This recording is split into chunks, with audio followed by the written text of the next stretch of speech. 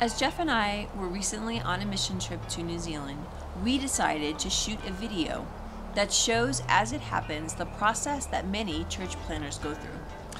That is to say that church planning is not always as easy as some might think. The faith it takes to plant a church can often be overwhelming, spiritually, emotionally, and physically. We hope that through the videos that we show you here, you will be encouraged in knowing that you're not alone when it comes to taking a step of faith. You know, how this is all going to work out, and, you know, church planning is definitely not easy, and it would be so much easier to just be a part of a church and to just help out what's already going.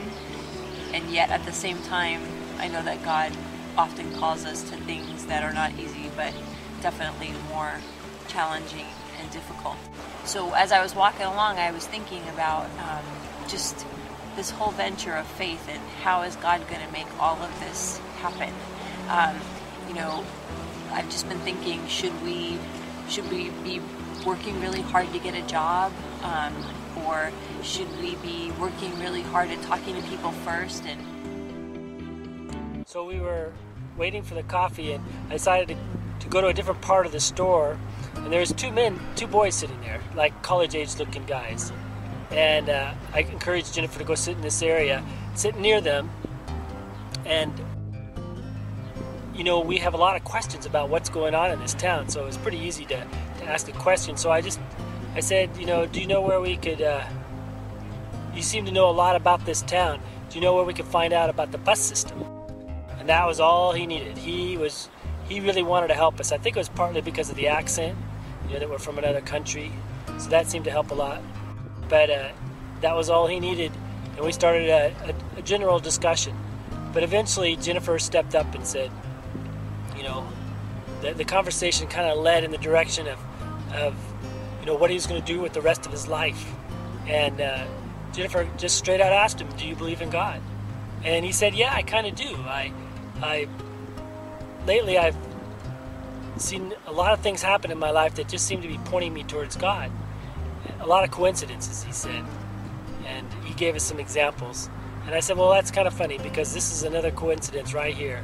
Jennifer and I are here to talk to people about God and what he's doing in their life. And so we had a conversation, and it's been quite an ordeal, being that we flew standby and had to go to Sydney, and just arranging where to stay one night at a time and carrying all this luggage. But we're both glad to be here.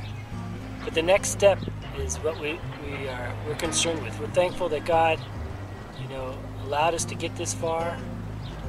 But as always, we tend to look towards the next step. What's going to happen next?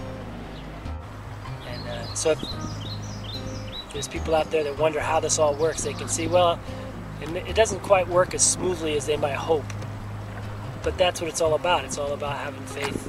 That's why we're here, is because we wanted to step out in faith, and we wanted to see what God was going to do. So as you've seen already, our journey did have some challenges along the way. In the next clip, you'll see we had some trouble in Dunedin, and we had to return to Christchurch. This kind of required some humility on our part, because we had to ask for help once we got there. And so it became obvious there was no place for us to stay other than these hotels that we were staying in night by night. And based on our financial means, we knew we weren't going to make it. So we knew we had to get out of town. So even though the people were responsive to what God had sent us there to do, there was no housing. So we came back to Christchurch.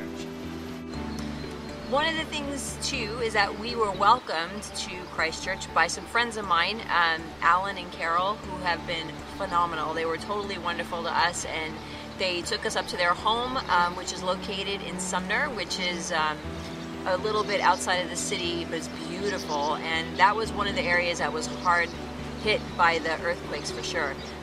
They were a blessing, as were the folks at Calvary Christchurch. It was so good to be able to be with them and their fellowship. We were able to see a baptism. 4 of their young kids got baptized, and they had a picnic, and it was church outdoors, and it's summer, and it was beautiful. Next, you'll see that even though God had already provided places for us to stay and transportation, it's not uncommon to then become discouraged and distracted because my own plans weren't being accomplished.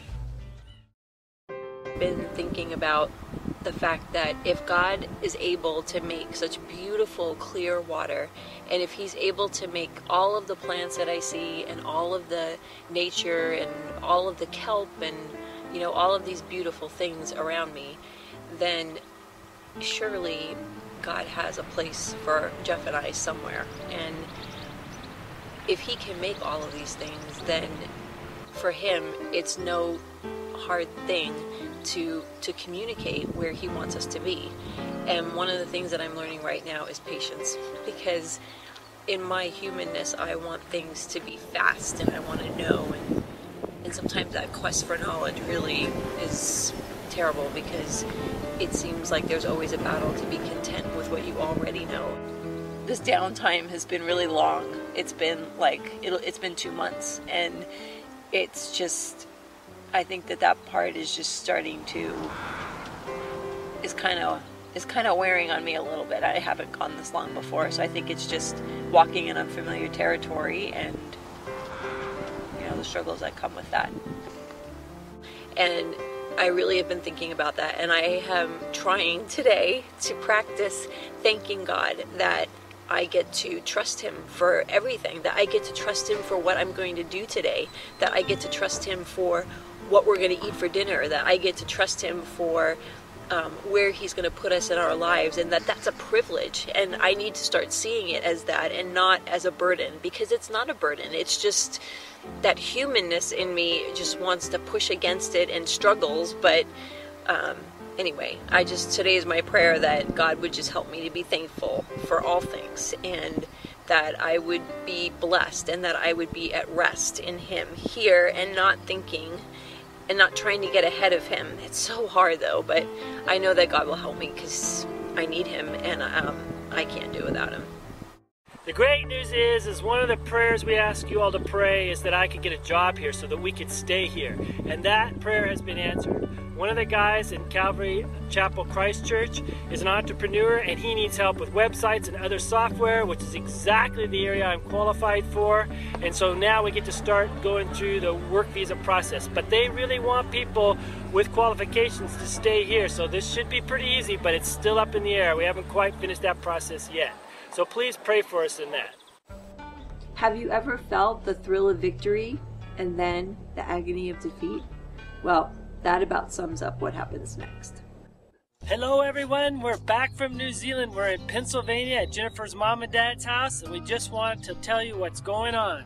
Well, we returned home to process our visa paperwork to head back to New Zealand with a job offer, but shortly after we returned home, we learned that the person that had originally offered Jeff the job had reconsidered hiring Jeff, and so he did not get the job after all.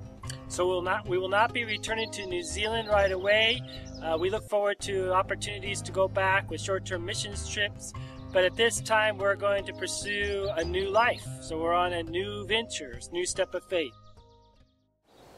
Well, there you have it. Thankfully, we both know that God is not finished with us.